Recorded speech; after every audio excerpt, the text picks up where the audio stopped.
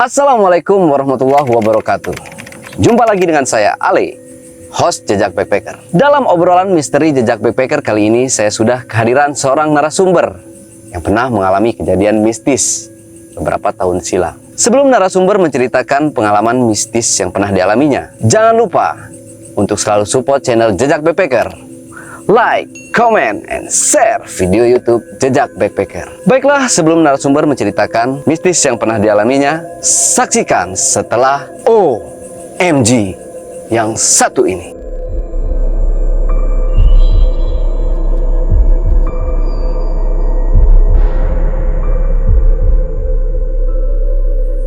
Kembali lagi bersama saya dan narasumber yang sebentar lagi akan menceritakan pengalaman mistis yang pernah dialaminya. Oke, Bang. Ya, siap Bang Ale. Siap untuk menceritakan pengalaman mistis yang pernah dialaminya? Iya, nanti kita di sini kita sharing-sharing tentang pengalaman mistis di sekitaran bumi perkemahan dan Danau Situ Cipondo. Oke, sekarang udah siap ya Bang untuk menceritakan pengalaman mistisnya.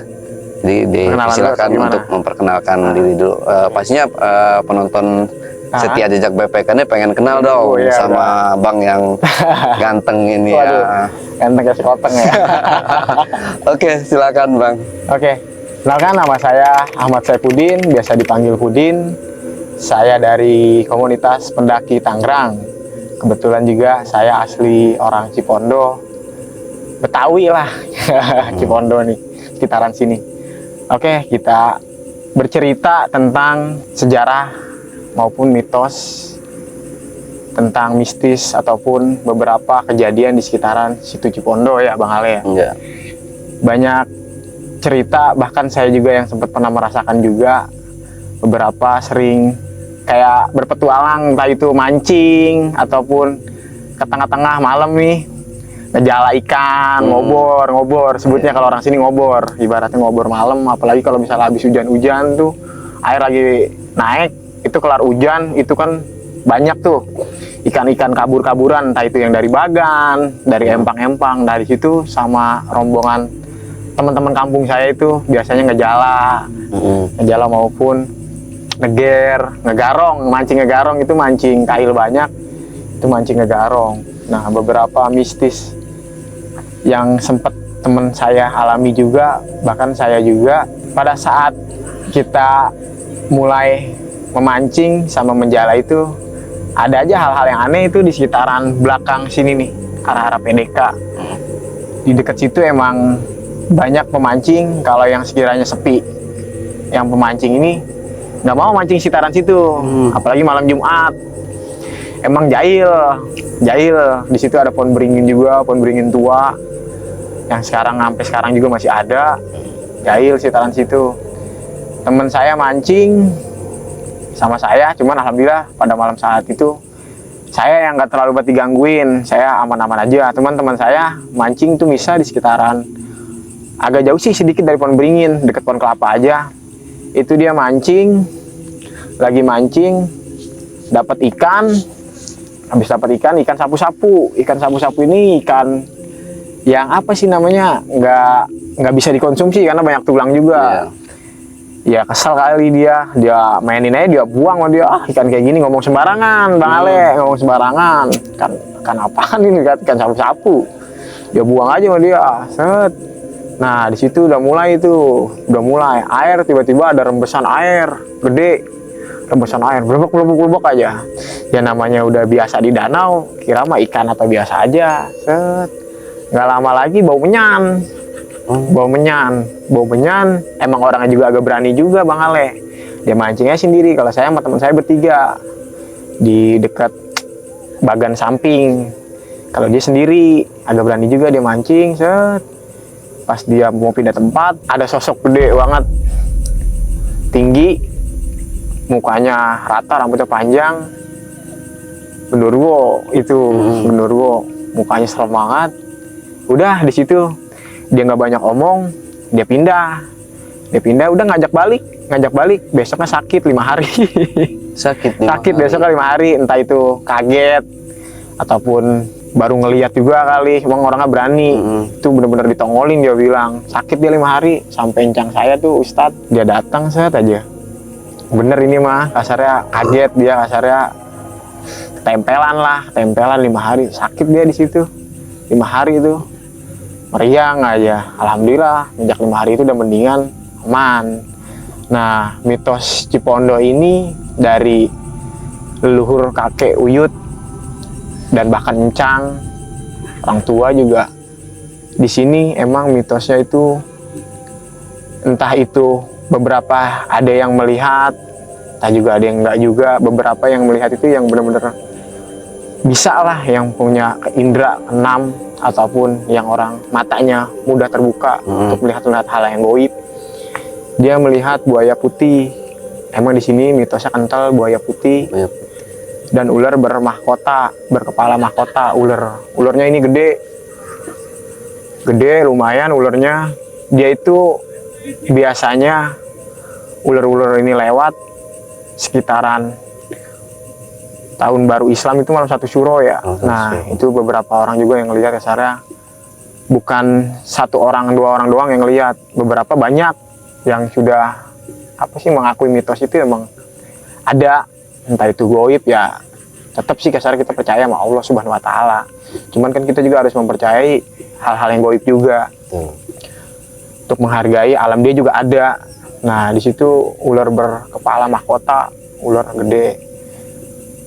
Dan korban juga pernah ada kejadian pada saat 2015. Itu ada yang ke Sambar Petir di sekitaran sini, Bumi Perkemahan Cipondo.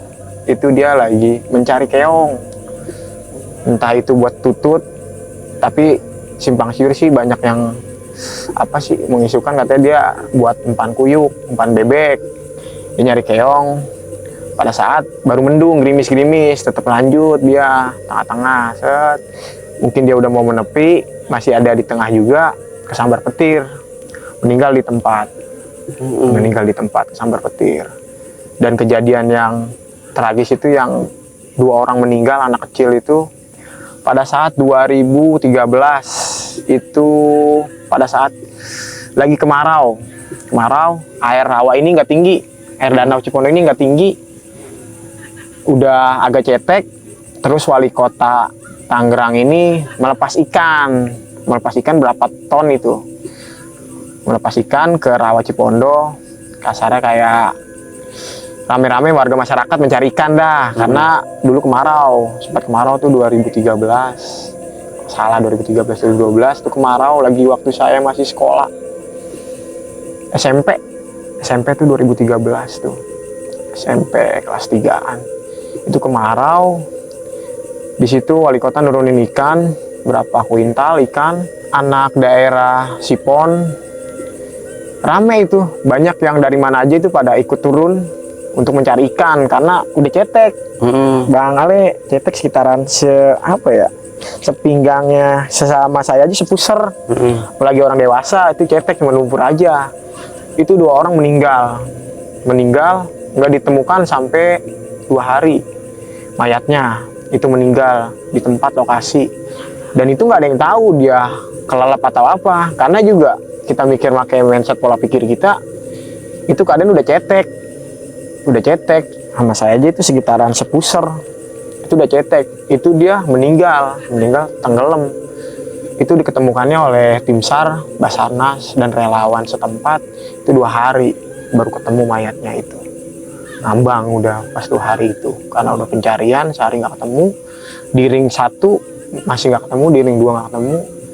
Sekitaran mulai 3 harinya ketemu, itu udah 2 hari mayat di situ. Makanya kenapa pihak Buper juga Cipondo dibatasi untuk pengunjung sampai jam 5:30, karena di sekitaran sini juga masih kental untuk mistis-mistisnya. Di sini juga kurangnya penerangan, daerah yang kasarnya banyak makam-makam keramat.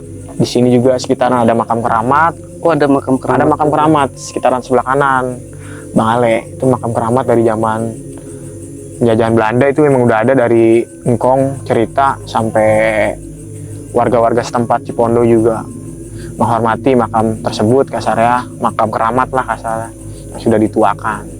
Makanya kita menjaga sikap dan etika kita pada saat berkunjung di sini, karena saya juga yang asli orang sini juga tetap jaga sikap, karena ya namanya hal-hal goib, kita main bertamu ke rumah orang aja, kalau kita nggak sopan orangnya agak kesel kasarnya kan, ya karena kita nggak sopan, apalagi ke hal-hal yang goib. Kita bertamu tanpa permisi ataupun selonong boy, tanpa misi ataupun assalamualaikum, mengucapkan assalamualaikum tanpa berdoa, ini pasti lebih ini lagi. Nah banyak itu yang pemancing-pemancing yang digangguin, makanya kalau asal habis hujan, apalagi itu malam Jumat, sepi sekitaran Cipondo yang mancing di area-area pohon-pohon yang beringin sana, pasti ramenya itu malam minggu, apalagi rame, karena goibnya itu agak jahil, apalagi kalau orang-orang yang kurang berani. Saya kasar ya, kalau rame aja mah mau kasarnya berangkat, tapi kalau misalnya dikit, malam apa dulu, malam Jumat atau tentunya kurang agak berani kasarnya, apalagi sampai ke rawa. Cuman kalau teman-teman berani kalau sekitar malam Minggu, malam Sabtu, rame-rame mancing, karena menghindari hal-hal itu yang takut nggak diinginkan goib. Ada mitos di sini ya, buaya putih, ular berkepala mahkota. Nah itu banyak aja yang itu cuma ditampakin aja atau ditampakin aja, mengganggu. Nah, ditampakin aja. Mungkin kalau orang yang berkunjung ke sininya bener-bener dia sembarangan, apalagi ngomong sembarangan atau apa, ya mungkin dia bisa lebih parah untuk mengganggunya. Karena kita masyarakat setempat aja nggak ngeganggu aja, kita masih bisa diinteraksiin sama dia kasarnya, bisa kelihatan bagi orang-orang yang bisa melihat. Mungkin matanya terbuka, ada aja yang melihat ular berkepala mahkota itu. Sering itu ya, agak ada aja pemancing yang ngelihat itu ular berkepala mahkota. Itu udah mitos sama cerita legenda, sudah lama itu. Dan sampai sekarang juga warga masyarakat menghormati, kasarnya menghormati. Jangan sembarangan ke wilayah ini. Kalau kasarnya kita sembarangan kayak ngomong kata kotor, terus juga berperilaku yang tidak baik. Apalagi sampai kenapa di sini juga jam 5:30 dibatasi, takut menghindari anak-anak yang kasarnya berpacaran, berbuat asusila, takutnya mengganggu penunggu yang sekitaran sini, jadinya imbasnya ke masyarakat setempat yang mancing. Terus juga kemarin belum lama juga kan ada Mister Tukul juga tuh. Mister Tukul juga sama, ngulik cerita misteri Danau Cipondo tuh. Ada Ustadz Solepati juga ngegambar, sama Ustadz Solepati juga ngegambarin ada ular berkepala ular berkepala mahkota. Bisa dilihat aja. Tapi ini Danau Cipondo ini emang dari dulu terbentuknya udah jadi danau atau hasil pengerukan tanah untuk dibangun bangunan atau gimana ini? Kalau saya kan namanya turun-temurun cerita dari saya juga sering bertanya, sering sharing sama saudara ataupun orang tua ataupun kakek. Dulu ini emang danau, dari dulu ini danau. Dulu danau dari zaman penjajahan Belanda juga. Dulu ini ibaratnya belum banyak rumah. Dulu ini hutan lebat. Hutan apa sih namanya? Hutan lebat dah kasarnya. Ini sampai tembusannya ini Alam Sutra. Sono Alam Sutra, Lengkong, daerah sono itu kebun kosong udah semuanya ini. Danau ini dulu emang udah dari zaman dulu itu danau. Sampai sekarang pun, sampai sekemarau-kemaraunya ini rawa nggak sampai bener-bener kering. Bang Ale tetap ada aja, maksudnya udah kering parah banget nih, masih ada aja perairannya di sini nih. Alhamdulillahnya untuk danau sekitaran sini, sekiranya udah kemarau banget, nggak sampai kering banget, masih ada airannya. Tapi kalau untuk daerah sekitar yang kita sekarang ini nih, di belakang saya, mungkin ada di depan kita ini masih termasuk ada mungkin ya makhluk-makhluk astral yang ininya juga. Iya, sempat saya juga nenda, ibaratnya camping teman-teman dekat aja. Camping teman-teman dekat aja, saya camping sekitaran sini. Teman saya ngajak cewek, temennya juga, asalnya bukan pacarnya, temennya juga ada sekitar 3 orang cewek. Nah, salah satu itu cewek ada yang lagi PMS, lagi ada yang dapet. Nah, disitulah ketempelan, dia. Padahal ibaratnya teman saya udah ada yang mengerti juga, kasarnya dia bilang kalau sekiranya mau ganti pembalut jangan buang sembarangan, taruh plastik bawa pulang lagi. Nah, dia juga udah nerapin hal yang diinfokan ke teman saya, dia taruh lagi plastik. Mungkin entah itu kurang bersih atau apa ya, namanya hal goib ya. Itu ketempelan saya, teman saya itu. Sampai akhirnya saya nggak nyampe pagi itu, jam 11 itu dia ngegerung itu, baru ketempelan sih, cuman belum parah banget kesurupannya, ketempelan. Habis makan ya udah, entah itu pemikiran kosong atau apa, tetap sih kayak ngelihatnya nggak langsung mistisnya aja. Tapi pas saya langsung ke pengurusan, saya bilang ke Pak RT-nya, Pak RT, udah kata PT, udah jangan diterusin, udah balik aja. Ke Pak RT, ada ustadz setempat, dingin, ditanganin lah. Aja, minta kopi hitam, minta rokok cigarelos, sama kopi hitam pahit, saya aja. Saya turutin, dah jangan ganggu. Ini mah orang sini juga, cucu juga, lu jangan ganggu. Mau main sih berkunjung. Dia ngomong minta kopi, minta rokok, dia bilang. Ya udah dia turutin, ya udah keluar. Udah sampai sekarang tuh temennya cewek saya itu nggak mau lagi ke sini. Trauma dia. 2019 itu belum lama. Oh, belum lama, masih baru banget ya. Baru lama. Kayak balik lagi sih ke kita, kalau kita juga pikirannya kosong. Terus juga entah itu kecapean, lelah, apalagi cewek mudah banget ya, entah itu mitosnya yang iganya jarang, mudah banget terkena kasarnya apa, ketempelan lah kasarnya kalau kata orang ini mah, kerasukan. Ya, balik lagi ke situ mungkin. Padahal kita juga udah berkunjung baik juga, mungkin dia juga apa sih namanya, pikiran kosong atau apa, tempelan lah itu. Udah langsung saya balik jam 12 udah balik. Orang apa setempat juga, saya ke tempat udah jangan dilanjutin, udah balik aja. Udah saya balik. Udah cewek teman saya tuh nggak mau lagi dia kalau malam kesini, kalau siang mau masih. Cuman kalau malam emang mitosnya emang agak kental aja sih, karena sunyi di sini tuh, suara jangkrik dan ini banget, sunyi banget di sini, nggak ada penerangan lampu karena dari apa rumah-rumah di sekitar sini jauh kan, sini masuk ke daerah situ Cipondo Buper, gelap lah, udah sepi banget. Ke rumah-rumah juga jauh di depan sana, kebun udah gitu. Sini juga ada sekitaran makam keramat. Jadi kalau berkunjung ke sini ya harus sopan dan berperilaku baik sama pengungsi lah, saya untuk di Buper Cipondo ini, Bang Ale. Tapi selain apa namanya, selain teman-temannya dari Bang Pudin itu yang pernah camping di sini gitu, apa pernah dengar sebelumnya komunitas lain atau dari grup-grup lain yang pernah camping di sini itu pernah diganggu nggak itu? Itu pramuka, acara pramuka.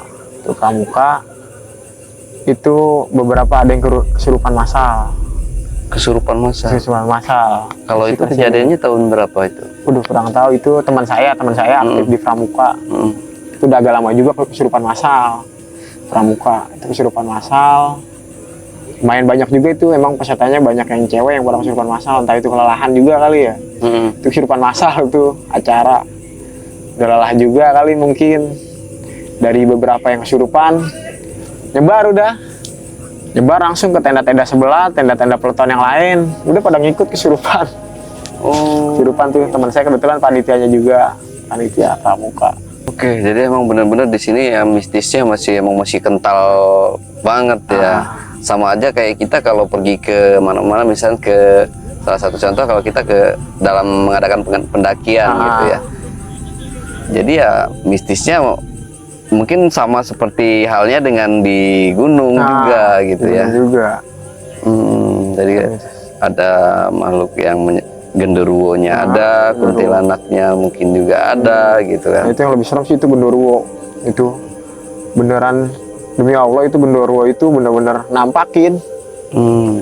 Serem-seremnya yang dia lihat itu genderuwo gede, hitam, tinggi, itu genderuwo. Sakit gitu dia 5 hari. Meriang genderuwo itu. Tapi sekarang udah sehat lagi. Alhamdulillah udah sehat lagi. Oke, Bang Pudin, terima kasih nih atas cerita dan pengalaman mistis yang pernah dialami maupun yang pernah diceritakan dari orang lain ke Bang Pudin, yang telah diceritakan kembali ke pemirsa subscriber Jejak Backpacker. Nah, Backpackers, itulah pengalaman mistis yang pernah dialami Bang Pudin di Danau Situ Cipondo, Tangerang.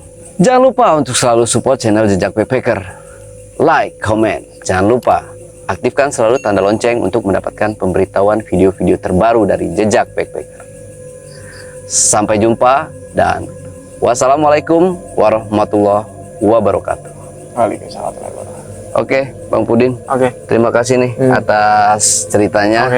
Jadi nanti kalau kita undang lagi ke base camp dan studio kita bisa hadir Bang ya. Oke, siap. Nah, ini ada kuncian cerita cerme yang parah mah ini. Oh, ada ya. Oke, kita tutup dulu mungkin setelah ini ya. Selamat malam.